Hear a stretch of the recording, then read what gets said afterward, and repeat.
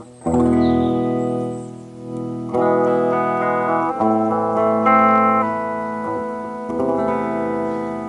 to Reloved Guitars Oakcasters sound check. This is Sam, and this is Oakcaster number 4 in the series. This is quite an early one, early-ish, and it's a gold equipped one. It's made in 2 pieces of red oak, American red oak, with some grain filler in there to bring out the beautiful grain pattern, and it's beautiful sort of sun-dried tomato blush coloured, and it has a maple neck with rosewood fingerboard, gold hardware, full-size tuners on the top here, angled backwards for a kind of rakish space-saving angle, I don't know, and it's got a single Wilkinson humbucker, hot humbucker at the bridge. We're in the bridge position here with a single wraparound bridge. We've got a tone control and a volume, or is it the other way around? Tone control volume, that's right, this way around on this one. We have the electrics shielded throughout, and this one's held on by, the neck is secured on by 4 M4 bolts, are they? I can't see it quite here, M6 maybe. But they're smaller than some of the later ones, but they still do a great job of holding the neck really solidly in place. I'm changing how this is done on the later ones so that the next one I'm doing is going to be held by one single bolt. It's actually, if you get the neck pocket right, then there's no reason to have a number of bolts. You can actually hold the thing in place with one chunky bolt, because really what's happening is if the neck pocket's cut right, you're only really holding the neck from coming upwards when it's strung, and so this is going to, the later ones are going to do that. But here we have 4 M6s, I think they are, holding on this this really nice neck. Now these are a beautiful quality neck. This one has had a light fret leveling. It's a slightly different batch from the later ones, same manufacturer, but this one needed a little bit of fret leveling, but the result is a beautifully low accurate action, and as you can hear, a nice tone to it.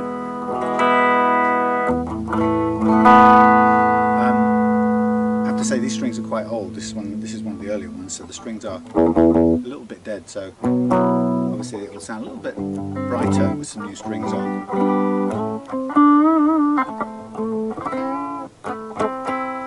This one has the steel or a chromed jack plate on. I might replace that for my customary copper one, which I prefer the look of compared to the chrome things. But for now, it's got a chrome plate on. As I say, shielded throughout, as always. Yeah, and a beautiful, easy to play travel guitar, designed, as I mentioned on the other videos, designed so that you can, when you play it, you have a well balanced full scale sized guitar, not a small scale, short scale or anything like that. It's really nice to take what you know away with you. But this guitar is designed to be, the neck to be regularly taken off and put back on. The bolts ensure that it comes back to its original playing position, and all you have to do if you want to is adjust the height on the bridge, but actually you don't really need to, as long as you can tape it down. I might even experiment with locking these into place in some sort of way on future guitars. But easy to take the strings off, take the neck off, put it into your suitcase with the bolts sellotaped to it or something, and then when you get to the other end, put the bolts back in with a hex key, and you will put on some new strings and then enjoy playing it for a couple of weeks down by the beach, and enjoy the feel of playing a solid guitar that has all the sustain, because it's a good quality solid join at the neck, and it's a heavy body, relatively heavy. And this one I think comes in, because it's oak and oak, this one comes in at around about just under £5 in total with all the hardware.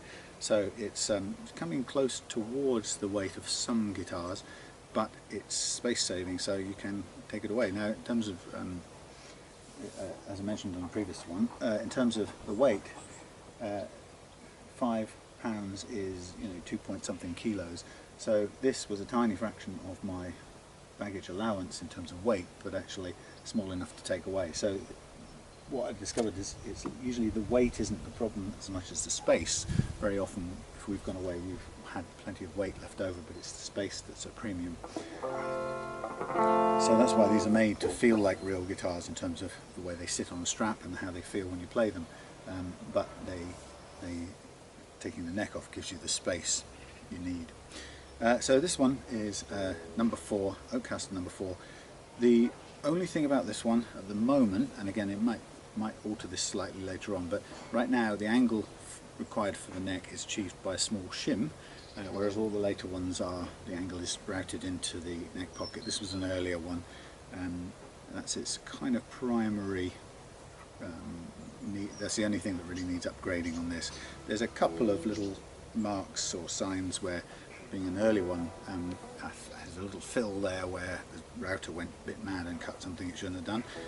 And then the pickup, to get the perfect positioning on the poles, there's a little tiny whisker. You can just see into the gap there, because it had to be moved just a little bit over to the side. But apart from those small imperfections, this is a beautiful to play sweet action travel guitar. And when you put it through the crunch channel, you've got quite a lot of range to drive it.